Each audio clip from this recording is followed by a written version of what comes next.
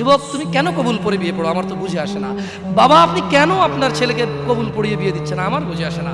ভাই আপনি কেন আপনার মেয়েকে কবুল পড়িয়ে বিয়ে দিচ্ছেন, আমার বুঝে আসে না। আপনার মেয়ে হলুদ কাপড় পরে, মাথার মধ্যে খোপা দেয়, 3 জন এসে দুধ খাওয়ায়, 4 জনে কোলে নিয়ে নেয়, 6 জনে গান বাজায়, 10 জন এসে হলুদ মাখে, শুধু বুঝি মৌলবি দিয়ে কবুল পড়ালে বুঝি মুসলিমের বিয়ে হয়। শুনুন, আপনার নবী মুহাম্মদুর রাসূলুল্লাহ সাল্লাল্লাহু আলাইহি ওয়াসাল্লাম কবুলের পদ্ধতি দিয়ে গেছেন, তাই কবুল পড়ায় মুসলমানের বিয়ে মনে করেন না। কিন্তু বাকি যেগুলো করেন এগুলো কার পদ্ধতি? কার? মিথ্যা কথা বলবেন না। হুজুর ডেকে খুতবা পড়ে কবুল পড়ে বিয়ে কার পদ্ধতি? আল্লাহর নবীর। এই গান কার পদ্ধতি? কেন করতেছেন? ওটা তো আপনার বিয়ের অংশ, বিয়ে না হলে তো বাজাতেন না।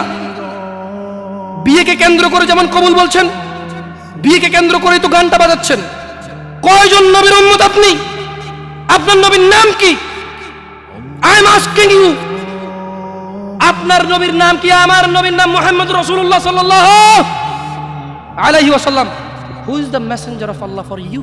আপনার জন্য আল্লাহর নবী কে? কোন নবীর সুন্নত পালন করলেন গান বাজিয়ে? আপনার জন্য আমার বিল্ডিংটা ভেঙে পড়বে, বলে রাখি ছাড়বো না। আল্লাহ তুমি আমার ভাইদেরকে হেদায়েত দাও ইয়া আল্লাহ, ছাড়বো না। এই যে ভূমিকম্প হলো আপনার গান বাজনা বাজানোর কারণে। মুহাম্মদ সাল্লাল্লাহু আলাইহি ওয়াসাল্লাম কি মিথ্যা কথা বলে? কারা কারা হাত তোলেন তো যে মুহাম্মদ সাল্লাল্লাহু আলাইহি ওয়াসাল্লাম জানে না, মুহাম্মদ সাল্লাল্লাহু আলাইহি ওয়াসাল্লাম জানে না, এরকম কারা কারা স্বীকার করে?